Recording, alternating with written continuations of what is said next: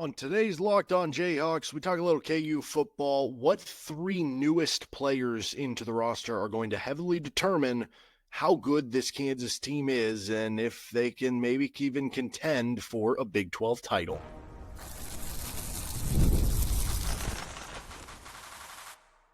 You are Locked On Jayhawks, your daily podcast on the Kansas Jayhawks. Part of the Locked On Podcast Network, your team every day. What's going on? I'm Derek Johnson at D Johnson Radio on Twitter, and this is Locked On Jayhawks. Thank you for making it your first listen every day. Thank you to the everydayers catching all of our shows, whether you're catching it anywhere you get your podcast free on the audio side or on YouTube, where you can like and subscribe to the show as well. And on today's edition of LOJ, talking a little KU football, three new KU football players that are going to heavily determine the success of the 2025 season, the outcome of the 2025 season for KU. Before we get into any of that, we're going to tell you all about FanDuel Sportsbook, where you can get some early season odds on KU, whether it's the week 0 game against Fresno State or their over-under win total or to win the Big 12. Today's episode is brought to you by FanDuel. Right now, new customers can get $150 in bonus bets when your first $5 bet wins with FanDuel. Okay, so breaking down three of the newest Jayhawks that are going to determine how good Kansas is even going to be here in the 2025 season. Now, I think that the idea here is that, all players have a range of outcomes, right? Like all players have the worst case scenario, best case scenario, right? Likely, especially with newcomers, there's the bit of the unknown. With them being new players, like the new player could be anything, like it's the beauty of having something new because you haven't seen it fail to a certain point in time. And so players that, like, if they don't translate and coming over, or if they're just fine, but like nothing special, versus a player being a good starter or even an all conference type of guy, like that is a huge swing in what you were getting in a new player on how good a unit, on how good a position, or how good overall a team could end up being. And in a conference like the Big 12, where you have a lot of one-score games, or you have a lot of, winning on the margins, so to speak, like, yeah, those winning on the margins, that one extra good transfer addition you made, or that one mis-scouted transfer that you thought would fit in here and didn't, that could be the difference between one extra win in conference play that separates from, you going to a bowl game, or you going to winning 8 or 9 games, or you being ranked, or you going to the Big 12 championship. It really does matter.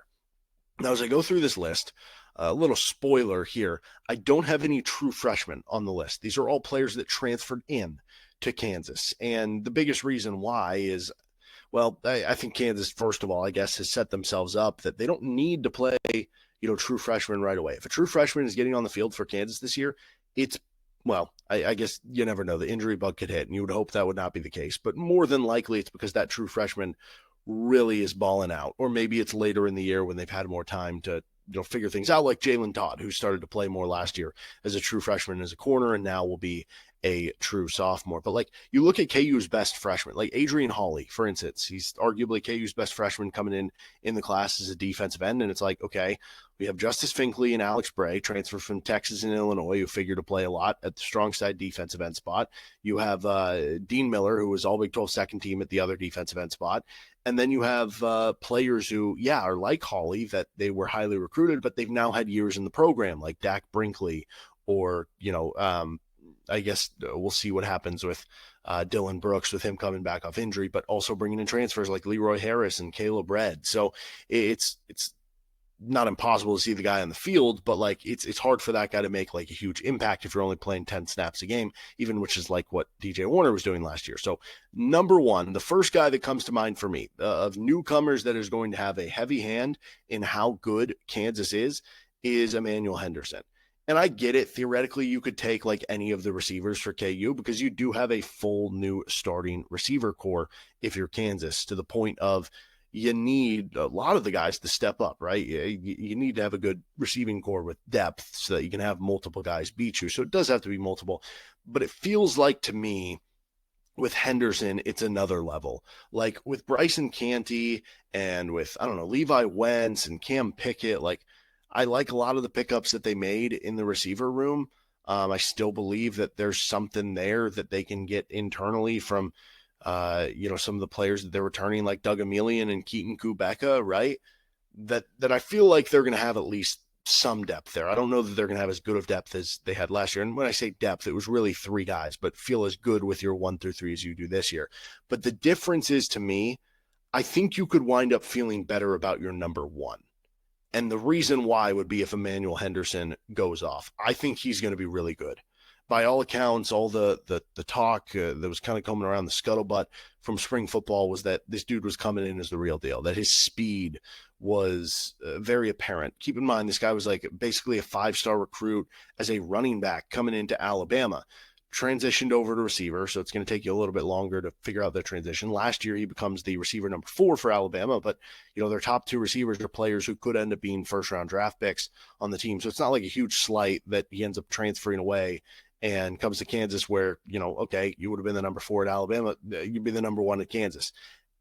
I mean, we saw like Ohio State lost Jamison Williams to Alabama. He was like the number 4, number 5 on the depth chart because they had all those guys in front of him, like Marvin Harrison and I don't know, Emeka Egbuka and stuff. And he transferred to Alabama and he was the number, I guess Alabama had 2 really good receivers that year, but for my money, he was the number 1 on Alabama and he was like a game changer for them, right?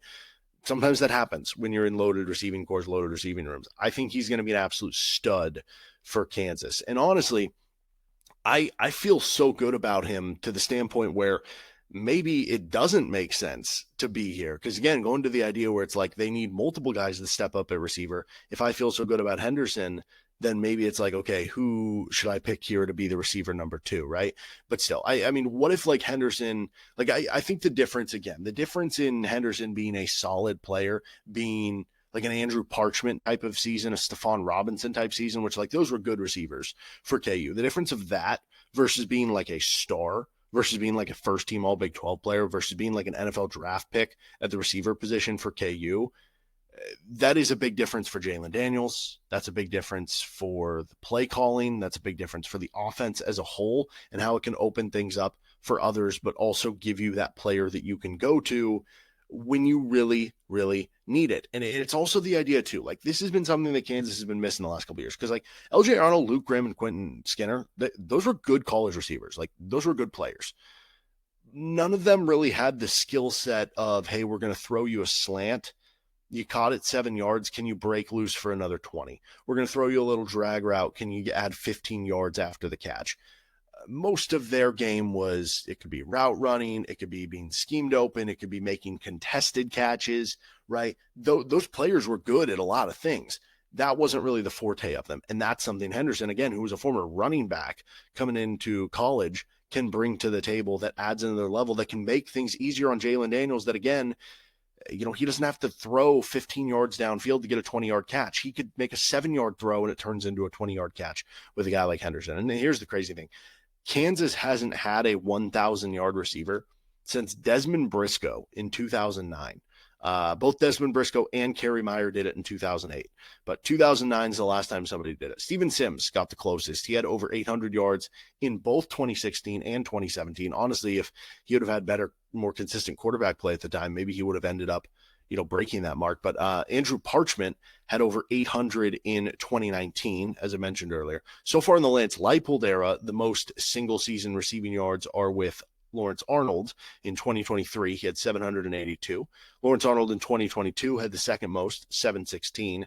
And then Luke Grimm would be third from this past season. He had 690. Fourth would be 2021 Kwame Lassiter. He had 653. And then rounding out the top 5 would be Luke Grimm in 2022 when he had 623. So that's your leaderboard for the Leipold era, which would tell you that we haven't even had an 800-yard receiver in the Lance Leipold era. So it's like, okay, what is part of that, schematic? Is part of that something that it's just not going to be doable, right? I don't think it is, because if you go back to Lance Leipold's time at Buffalo, they had a stud receiver in Anthony Johnson. Again, this goes back, like Lance Leipold and his staff, they will adjust to the personnel they have. Anthony Johnson, really good receiver at Buffalo. He had 1,356 receiving yards in 2017. He also had 1,011 receiving yards in 2018. So if you are good enough, you're going to get the ball. And now that you have Jim Zebrowski as offensive coordinator, that could be a little bit more wide receiver usage than tight end usage, right? I still think you're going to see a lot of tight ends on the field. But maybe similar to what we saw in the bowl game when Jim Zebrowski was calling the plays when they beat UNLV back in the Guaranteed Rate Bowl with all those receivers going off, maybe that becomes a little more often than what we've seen the past couple of years when it has been truly spread out and balanced between receivers, tight ends, and running backs. I'm sure it'll still be spread out, but maybe just a little bit more goes to the receivers now. And so knowing that, like, it would not surprise me if this is the most receiving yards. In fact, if I'm putting a bold prediction out there, Emmanuel Henderson gets the most receiving yards of any receiver in the Lance Leipold era so far at Kansas. And can he get 1K? That's another level to get to for a team who does run the football a lot, but I'll say 800 plus at the very least for Henderson, and he could certainly be a game changer for this KU offense. All right, who are two other newcomers that are going to help determine in a big way this KU football season's result? Today's episode of Locked On Jayhawks is brought to you by FanDuel Sportsbook. Summer sports are in full swing, and whether you're all about baseball under the lights, golf, on the green, or high-stakes soccer action, FanDuel is the best way to make every game even more exciting. You're already following the action. Why not make it a little more thrilling? With FanDuel, you can get in on the game with your friends while they're maybe getting sunburned at the beach. You don't have to worry about that, right? You can get some early lines for the college football season. Week 0 is already up. Iowa State, K-State happening in Ireland. Iowa State's actually 3.5 point dogs there. Fresno State's getting 13.5. You can lay KU minus 13.5 or KU on the money line minus 550 or the over-under at 51.5 for that first game of the season in week 0 for the Jayhawks. New to FanDuel, new customers can bet just $5 and get $150 in bonus bets if your first bet wins. Open the FanDuel app today or visit FanDuel.com to get started. FanDuel, official sportsbook partner of the Locked On Podcast Network. All right, thanks for joining us on this episode of the show. You can make Locked On College Football or Locked On College Basketball your second listen every day. All right, who are two other newcomers that are going to have a heavy hand in determining this season for KU football? Let's start here. We're going to move over to the defensive side of the football. And let's get going with Bangally Kamara. So I went back and looked. This is the Lance Leipold era for Pro Football Focus grades, which again, take them with a grain of salt. That's not the be-all, end-all, but it at least gives us a good reference point here. So in the Lance Leipold era, these are the PFF grades for linebackers with minimum 200 snaps in a season for KU. So you got to be playing, I guess at that point, if you're playing a 12-game season, I don't know, you're playing, 18 to 20 snaps a game, depending on how many games you played. But okay, the highest rated season from a linebacker was last year. J.B. Brown in 2024 had a 78.4 PFF grade. Then there's a bit of a drop-off. You have to go down to 69.2, which is still good. That was from Craig Young in the 2023 season at Kansas. The third on the list would also be J.B. Brown, 2023, 67.6. Maybe we didn't appreciate J.B. Brown. And, to be clear, I was the president of the J.B. Brown fan club. As soon as I got him, love that dude. Always championed him being good, but even then I feel like I didn't sell it enough on what he did. I do also think, though, that's partially on the staff. They used him in the right way to get him those grades. Cornell Wheeler in 2023, this was a little more limited snaps with 66.5 PFF grade, which is unfortunate because in 2024 he was trending that way. He ended up with a 53.3, which is on the back half of this, but I think that's because he had to play through the injuries. Anyway, after that Cornell Wheeler one, there's not another guy who is. So Cornell Wheeler in 2023 was 66.5. Everybody else is 59 or below. And 60 is kind of the minimum of where you want to be at for being like an average, starter, so to speak. If we look at the bottom, I guess 3 on there, you end up with Taiwan Berryhill at a 29.7 in 2023. You have Gavin Potter in 2021 with a 37.6. And then you have, was that Les Miles? Anyway, and then 2024 was Taiwan Berryhill at a 42.4.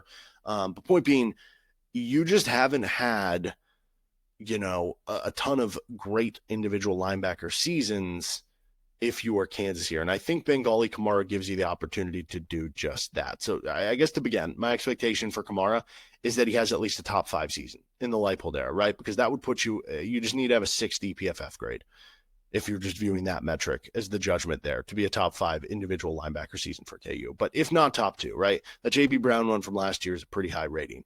But can you at least, if you can be top 2, that would be such a boon for this team. And I think the big difference, I guess I would almost say here, is that, but because again, if you're talking about KU's linebacker core, it has not been a strength for them. necessarily according to or compared to other teams in the Big 12. And so it is interesting, though, you look at it and go, okay, but J.B. Brown was good last year and Craig Young was good the year before, right?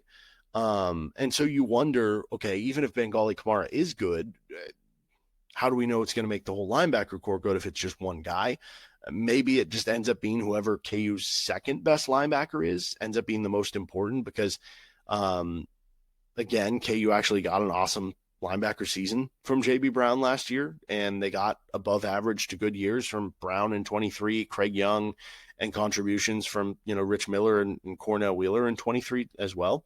The thing about it, though, is that KU hasn't had two linebackers in the same season cross 70.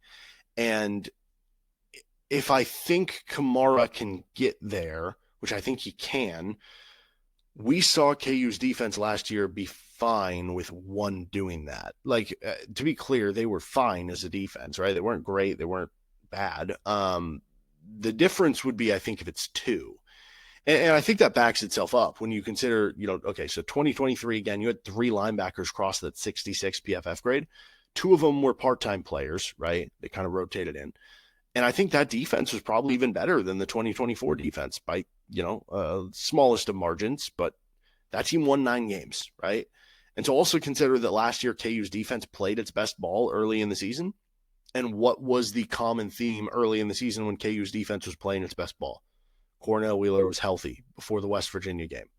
And at that point, you had 2 quality linebackers. So maybe this is above just Bangally Kamara. It's Bangally Kamara and one other guy needs to step up for KU.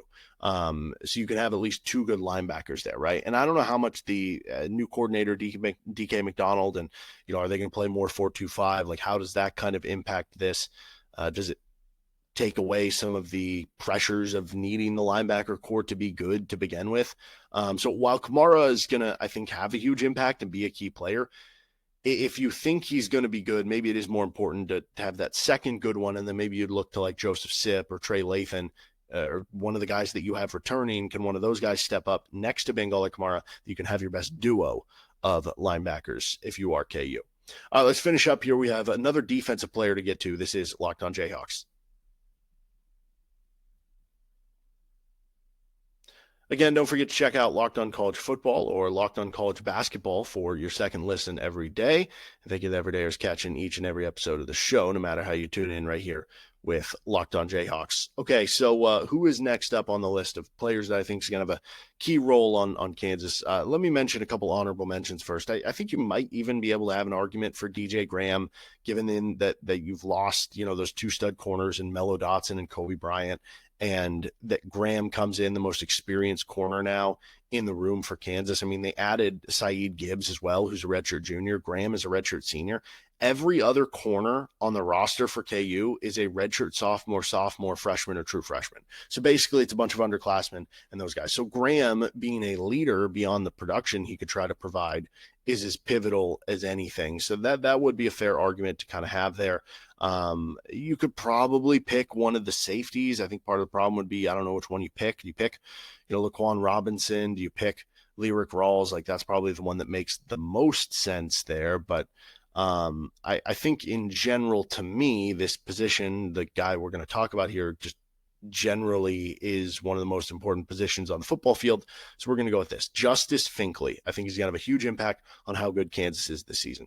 It's interesting. You look at the pass rush win rates for Justice Finkley over his time at Texas before he transferred into Kansas. 13%, 7%, 9%. So that's 13 as a freshman, 7 as a sophomore, 9 as a junior.